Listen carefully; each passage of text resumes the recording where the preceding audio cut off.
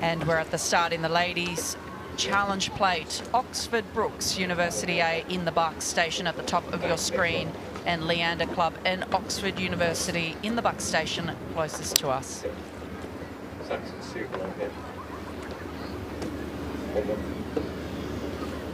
We're waiting for both Cox's hands to be down. Attention! Go!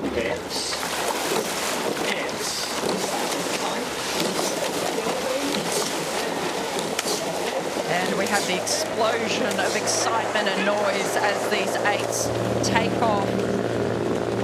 Those nerve-wracking few moments of silence before this cacophony of sound as both of the crews take off.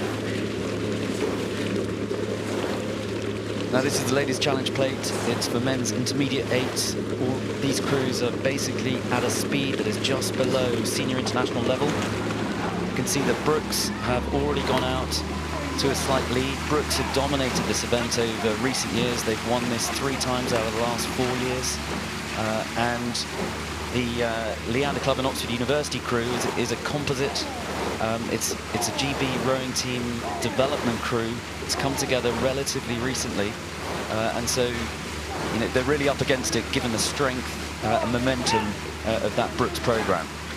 And we saw the other GB development crew earlier this morning go out, so this is the B crew. Certainly the A crew was comprised predominantly of US college-based athletes who are being incorporated back into the British team. A number of national teams are doing quite a good job of recognising that opportunity. Certainly GB, Australia, New Zealand, looking to select and incorporate athletes who are based in the US at college programs into the national teams, particularly the under-23 team. Brookes already pretty well in control of this race. You can see they're really standing on the finish there, accelerating the boat as the blades come out of the water. Again, particularly important in the headwind that they maintain that momentum, keep the handle flowing around the back turn against the resistance of that wind. Yeah, you get a really good picture of exactly how difficult the wind is. You can see those darker wind lines down the course, so it is gusty, the flags fluttering in the background, and every time you get hit by one of those gusts, it does impact both the steering and the rhythm, because you really get impacted, particularly if your blade's on the square. They can get blown back, but we get a great shot there of the Leander and Oxford crew blades.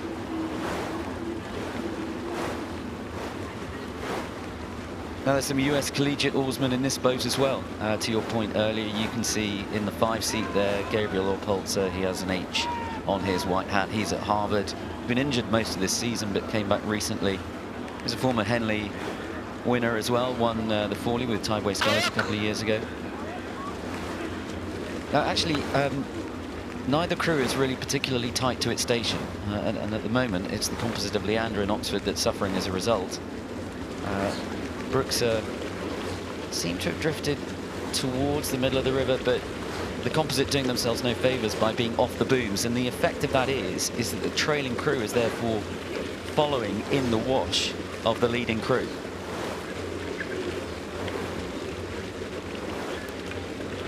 Oxford Brookes, such an incredibly strong program, one that many international clubs look to and could only wish to emulate that kind of strength and depth across both the men's and the women's programs here. They're opening up lengths of clear water now on Oxford University and Leander Club. There's an interesting feature of the rigging on this boat, is that you can see that the oarsmen in the middle of the boat, so in seats 4 and 5, are actually rowing on the same side. They're both rowing on bow side. Bucket rig, normally you'll see that the oars alternate from stroke side to bow side, stroke side to bow side, but you can see you've got 2 bow side rowers there in the 4 and 5 seats. And Neil, why would you put a bucket rig in an 8? What would be some of the reasons that you might look to do something like that with your rigging?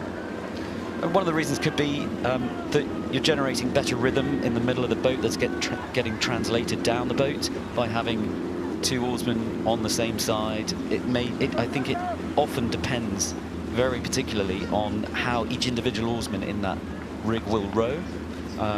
But it could well be that with a regular rig, the boat also isn't traveling quite as straight as they would like. So it could be a number of different reasons. Great shot there of the Oxford Brookes crew. They're looking comfortable now, their rate is down, they've really got control of this race. In the bow seat, Jamie Copus, 30 years of age, 8 previous appearances at Henley, a member of the British rowing team lightweight double for the past 6 years, and has won the Temple Challenge Cup with Brookes in 2014. You can see they're well in command now because they've dropped the rate, taking a bit of time at the finish, and then on the slide on the way forward, just to relax. You see that time there that they have given themselves going forward for the next stroke to recover, stay loose. And that's a really nice rhythm from the Brookes crew that you can see from that shot. And this crew has had a lot of time together. They've been together all season. They won at Marlow in the Championship 8s. They won at the Met Regatta in the Championship 8s. They were the overall winners at Duisburg in the Open 8s, and even competed at the San Diego Crew Classic where they were runners-up. So this is a well-drilled, well-practiced crew, whereas the Leander Club and Oxford University crew would be more or less a throw-together crew. So they've all come from their college programs and haven't had much time together, but that shows in the style of racing and rowing that we're seeing. It does, and it just shows the value of being together in an 8. 8's racing isn't about putting the best athletes in at the last minute and expecting it to go fast. Actually, cohesion is built over time, and it's built over a period in which everyone is focusing technically on the same things.